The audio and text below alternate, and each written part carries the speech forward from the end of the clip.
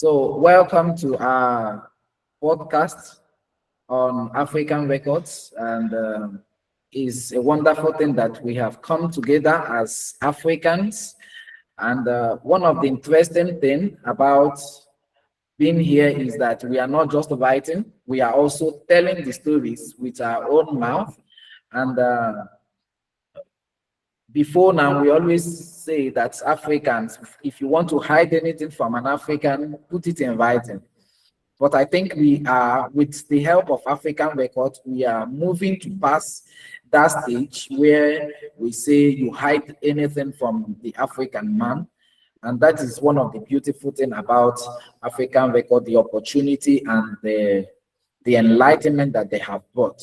So this podcast is to discuss one of the prominent figures in Africa, a lady, somebody who made impact.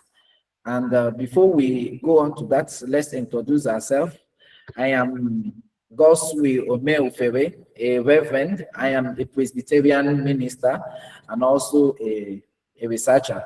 My area of research is mostly in biblical studies, hermeneutics, and public theology. So my research goes towards looking at how religion and the society can come together and how they affect each other. So I'm happy to be here. And so you introduce yourself. Good morning, God's will. My name is Pedro Manuel Francisco de Santa Maria. It's a long name, but you can call me Pedro Santa Maria. I'm a freelance journalist. I'm a social worker, and I teach at ICRA, Instituto de Ciências Religiosas de Angola, where I work with community workers or social workers and community journalists. I teach development, community, and sociology of communication. All right, thank you, Mr. Santa Maria. Welcome. And I like how we are coming from different fields of study to interact. It will help us to diversify. So the diversification will be instrumental to help us draw inferences, evidences, knowledge, and experiences from different aspects. And today we go into the figure that we are discussing, the African figure we are discussing. Her name is Mae Jemison. Mae Jemison. Before we start our general conversation, I would like to give a brief background about her personality or her person, who she was, her early years, her education, and all that. Just a brief one. So, Mae Jemison, from the official records we have, she was born in October 17th, 1956, in Alabama, but she grew up in Chicago. And from records, it is said that from early stage she developed passion for mathematics, for the science, for the sciences, and of course that is what gave her that inspiration to admire being an astronaut. So unlike other children in her time, of course, because if you check the environment that she grew up from, you will see that she had every reason not to be popular. She had every reason not to make impact. There were segregation, there were unfriendly situations that should have made her to be complacent, but she didn't allow those things to limit her. So she earned a Bachelor of Science in chemical engineering from Stanford University in 1977. She studied African American Studies, and later she obtained Doctor of Medicine from Cornell University Medical College in 1981. Before joining the NASA, she worked as a physician in the Peace Corps, serving in Liberia. A record pointed that she served in Liberia and Syria alone, where she was taking care and also supervised patients, supervised health care programs, and helped to care for patients. And before she rose to her prominence. She encountered challenges, but she didn't allow them to limit her. Her greatest historical achievement came in September 12th, 1992, where she flew aboard the space shuttle that was called Endeavour. During the mission, she became the first African American woman, the first African American woman to travel into space. So a mission that took 8 days, them revolving around the earth for 120 times. They were conducting dozens of scientific experiments. So her achievement was historically significant because it brought a major step towards greater diversity in space exploration. And of course, we know her today as a symbol of excellence, perseverance, and inclusion, because being the first Black woman to be on space, it was unheard as of that time. So from that moment that she did that, it was like a bombshell. People were surprised. They were like, can a woman, not just a woman, a Black American do this? So that is a brief background about that. So we will go into discussion, and I know you've also studied and read about her. So let's begin from what do you think inspired her so much to pursue a career in sciences and space? What do you think inspired her to undertake that part of life? Thank you, Godswill. From my readings, I can come to the conclusion that Mae Jemison was a woman who wanted to make a difference in her time and inspire the future generations. As you can agree with me, it's not easy to be a Black or to be an Afro-American in the United States of America. And from that point of view, I think that she was passionate about science, dance, and exploration. She admired both doctors and astronauts and believed that she could be both a doctor and an astronaut. And coming from that Black American background, she was also inspired by the civil rights movement and figures like Martin Luther King, who reinforced a vision on justice and equality. So, as she made part of that mission aboard, she also represented, as you said, a milestone of inclusion in diversity in space exploration. So these are main achievements that we can celebrate as we talk about Mae Jemison, along other aspects of her life that has made a difference in a way that we see Black women, Black Afro-American, their participation in science and politics and civic movements. So I think she will be remembered as the milestone, as the first Black woman to go to space, and this will inspire not only to break misconceptions on what role women can play in our society, because since long back we are taught that women are supposed to be only at home, to cook, to wash the dishes, to look after the children, and so forth. But from Mae Jemison perspective, we can have food for thought and sell this story to our young generations that from now onwards, there are no more limits. And even she has gone she had managed to go to the space. The sky is no longer the limit. Of course. All right. Yes, thank you. You know, when I was growing up in my high school days, you could see this Mhm. slogan like women's education ends in the kitchen. And I Mhm. was today I begin to think, how was it that we were able to believe that uh, cliche, which became a narrative Mhm. totally? How were we able to accept Mhm. that? How were our ancestors able to accept that women education ends in the kitchen? But you see that that was the reality. Because when something is celebrated for long, whether Mhm. it is right or it is wrong, it becomes a tradition. So, but in the place of Mae Mhm. Jemison, she broke that protocol. And you look at something peculiar about her childhood.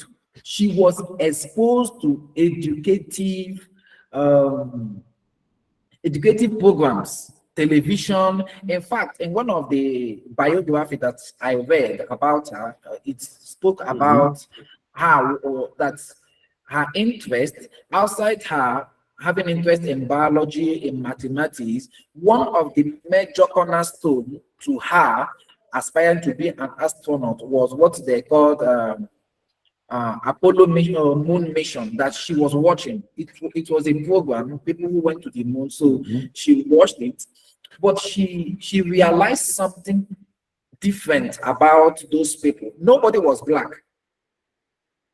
Nobody was a Mhm. black. That's true. So she decided, well, first, all of them are men. Second, none of them is a black person. So that I believe that triggered something in her.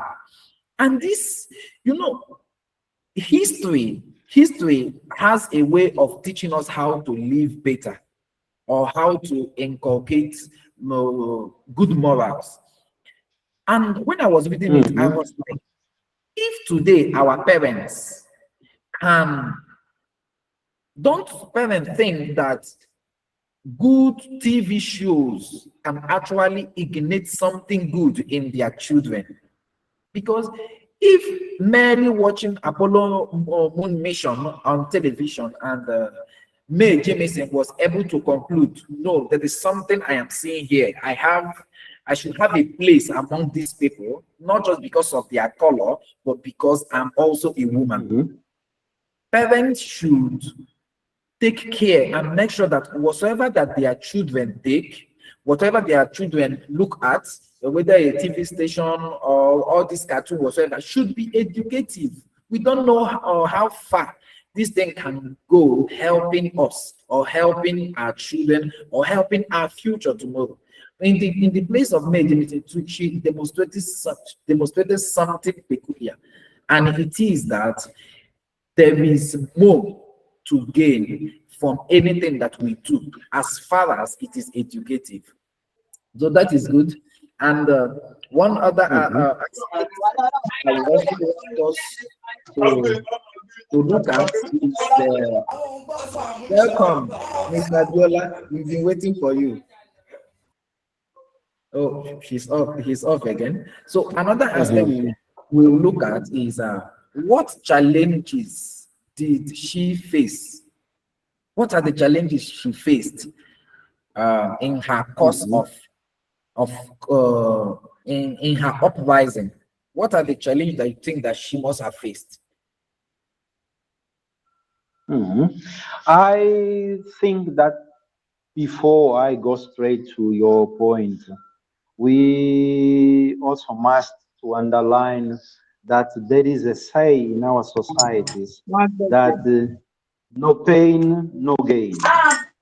In the case of May Jane, Jasmine, we can say that courage and perseverance and scientific curiosity, passion for the arts, and also the commitment to social justice and education made a big difference in inspiring Mae Jemison in a way that she decided to confront the stereotypes of their society, of our society, and to bear in mind that she had those opportunities on her hands to make a difference. And as you said before, you know, she was not comfortable of being only a physician, of Okay. being a black woman who wanted to make or to contribute in bringing change and transformation. So from that point of view, she challenged not only the status quos of her time in doing her best to be not only one black woman, but to be a black woman who could make a difference in that society. Okay? So even we say, when we teach and empower a man, we empower one individual. But when we teach and give opportunities to women, they will be in a condition to teach and look after the society. So let's not forget that even though our societies, because of the prejudice, because of the learnings from the colonialism, because of our traditions that sometimes place women in second or third place, we have to challenge each and everyone in our society to see beyond the gender perspective. It's a matter of opportunities. And if we have equal opportunities, people will succeed no matter they are men or women. And that was the case of Mae Jemison. All right, thank you. And so we can see that from even without going straight to the challenges, but from what you have already said, it is obvious that there were challenges. First was her color, her race, her gender, Yeah. and I think Africans should begin to speak more about this gender perspective. I know that a lot is being done already, but I think that more has to be done on this gender perspective. Yeah, that's true. In some part of Africa, we still believe some profession they are for men. You can see some people act surprised when I met somebody and the person was surprised when I told him that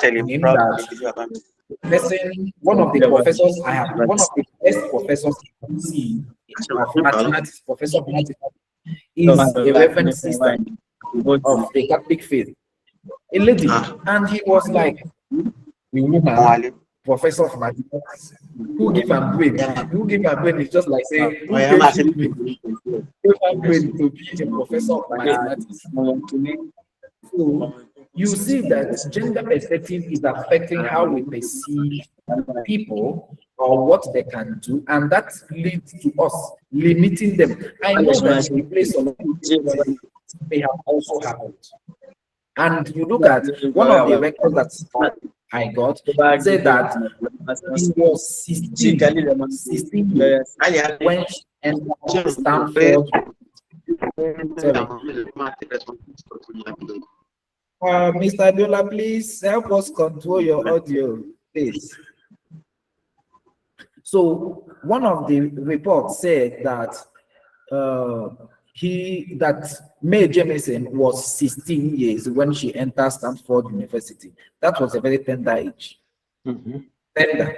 And you can now see the the type of relationship she may have had with her mates, her classmates. They may not have been taking her serious and all that. Even when she graduated and was applying to NASA to be an astronaut, her application was delayed. But all those things never discouraged her. So outside, you see that there were many reasons why she shouldn't have come to the limelight. Her color, her gender, her age, and the environment that she found herself. Of course, I am also forced that the economic state would have also played a factor. But all these things, they become history today because she never allowed any of those things to hinder her from pursuing her dreams. And one other thing, she never measured only maybe successes. Okay, I'm listening. Sorry to interrupt you. I just wanted to add on what you have just said, that racism and sexism in academic and professional environments in America at that time were also a kind of challenge to Mae Jemison. And the pressure of being a pioneer in a space dominated by white people was also one other challenge. But even though we recognize that these challenges could hinder her dreams to come true, she, with resilience, academic excellence, we have to stress and to underline this, and her confidence in her own abilities made a huge difference in overcoming all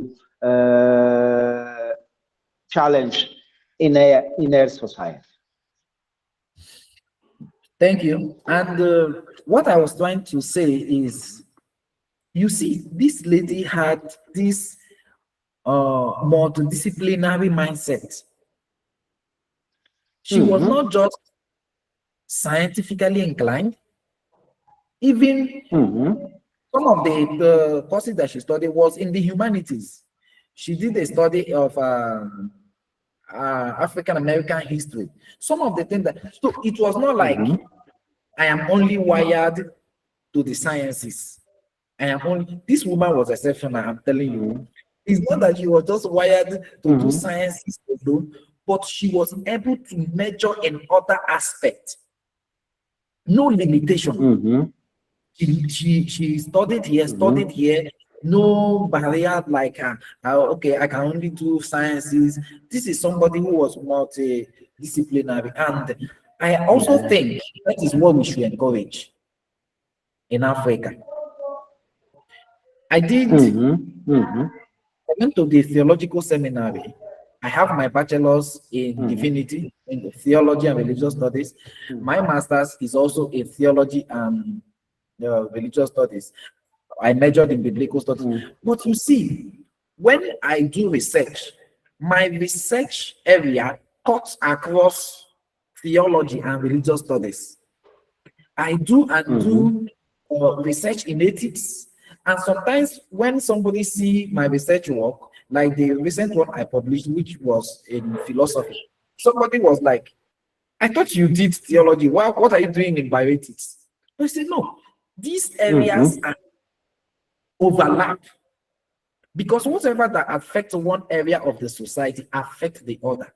So somebody who is a researcher should learn as much as you can. This is what we should encourage, just like Mae Jemison did. Learn as much as you can. Learn as much as your brain can carry.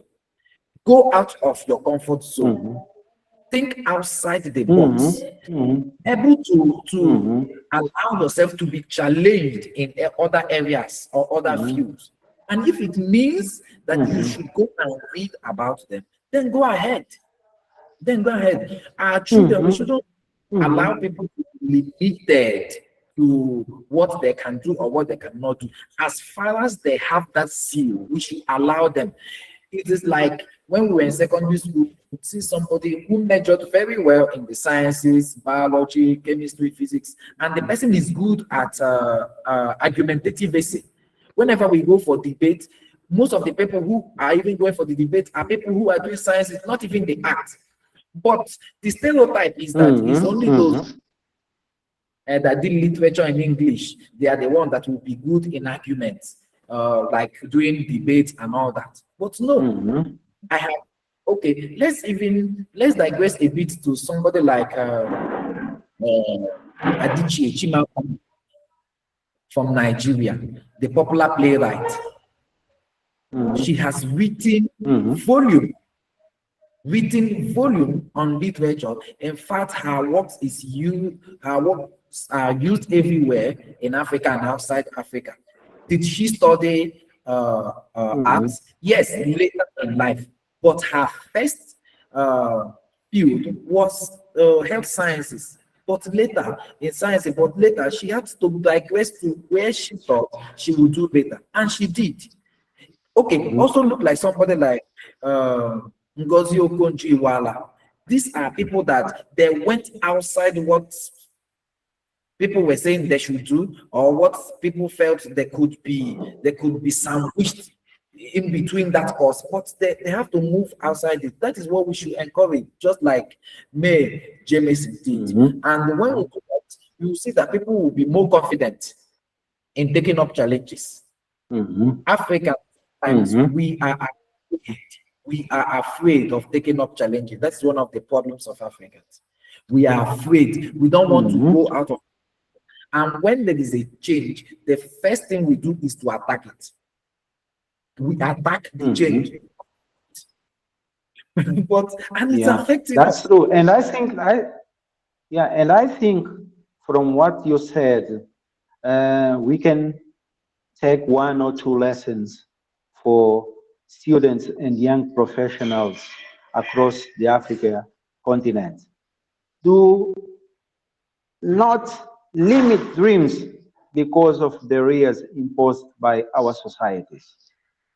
Seek excellence in multiple fields and also value both science, sport, and creativity. And I think once we do this in our communities, we will be in a position to mobilize more young people to come out, and say, okay, I'm doing this at this stage, but I can excel and I can use all my potentials to be a person with more qualifications, interacting in multiple disciplines, in multiple sectors to help our people and our societies see things in a different perspective.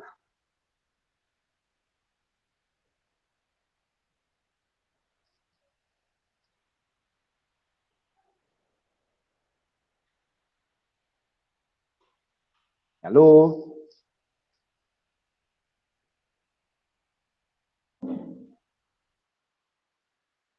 Hello? God's will, are you there?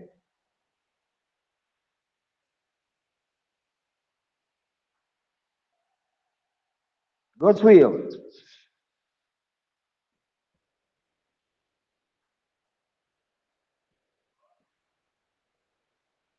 I think that's we lost God's will.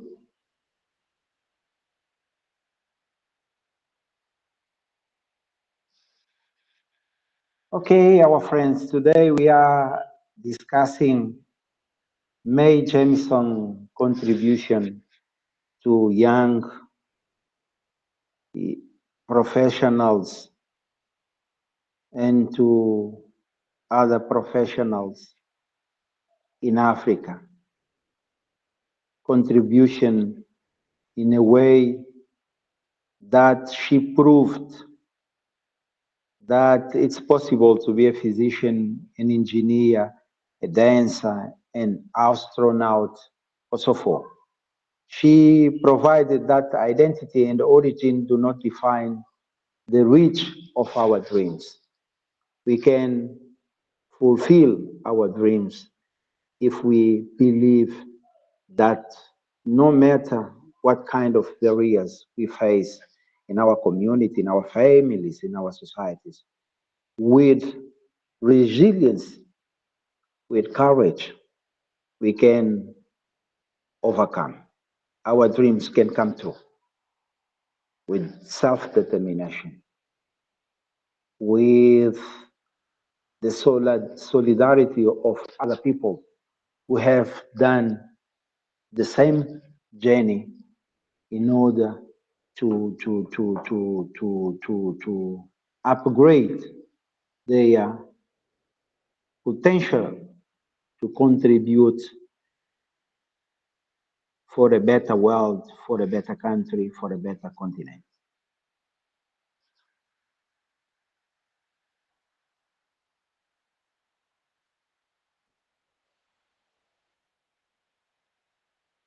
We were saying that Mae Jemison has made substantial contribution beyond her role at NASA.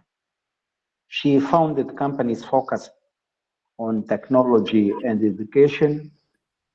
She promoted science programs for young people, special girls and minorities in the United States of America. And she acted as an advocate for integrating science, art, and society. It's good to see you again, Godswill. Yes, I was afraid. I was left alone. Thanks God you are ready to join us again. Yes.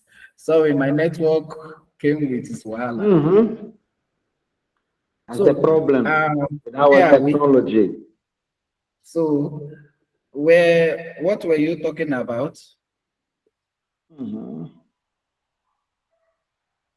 No, I was talking about the contribution that Mae Jemison has done beyond her participation at the NASA as the first Black woman astronaut. And I think that once we acknowledge a contribution beyond NASA, we can also encourage our students and young professionals to not limit dreams because of barriers imposed by society. We have to tell our students and young professionals that they are not alone and they are with us in order to help them seek excellence in multiple fields, to value both science and creativity. Because once we have potential, we can have our dreams coming true. All right. Thank you. Thank you, please. Thank you. And you see that she didn't just stop. When she gained popularity and all that, she also helped to raise others. And I know that we grow by helping others rise. And this is what Mae Jemison did. When I was looking at a documentary about her, I saw some of the achievements that she made, not just for herself, but for the society. Some of the projects, just like a 100 year Starship project, the Dorothy Jemison Foundation for Excellence, the Jemison Group, and you see, just looking for a way to make sure that all that. So she was not just concerned about herself. She saw beyond herself. She saw beyond her own person. And all of this come along our Ubuntu culture and philosophy. Okay. I am because we are. Yes, and you see, I just finished a work on that African personhood on Ubuntu culture, and I was addressing that if we do not manage technology well today, you see that that Ubuntu culture is already being washed down the drain. Let's take, for example, you go to a bank and you people are on a queue. If they are up to 10 persons on the queue, you will find out that up to, if they're up to 20 persons on the queue, up to 18 are on their phone. Nobody is talking with the other. No discussion, nothing, nothing. Everybody is just on the phone, talking, chatting on here. We now feel more connected with distant people and more disconnected with those who are close with us. So the Ubuntu culture should be revived in Africa. It is one of our major philosophy about life. The Ubuntu. You are here because so that aspect of communalism should be revived. People should see themselves as being a unified body, not just standing aloof individually. You are on your own. This one is on his own. You can see somebody, a neighbor that doesn't know the name of the next door neighbor, and they will be there for a year, for two, and you ask the person, and the person say, he's on his own now. What concerns me with his life or with her life? So I think that the life of Mae Jemison should teach us to look beyond ourselves and also look at the life of others. The podcast is lasting for an hour, so we have just uh, 10 minutes to wrap it.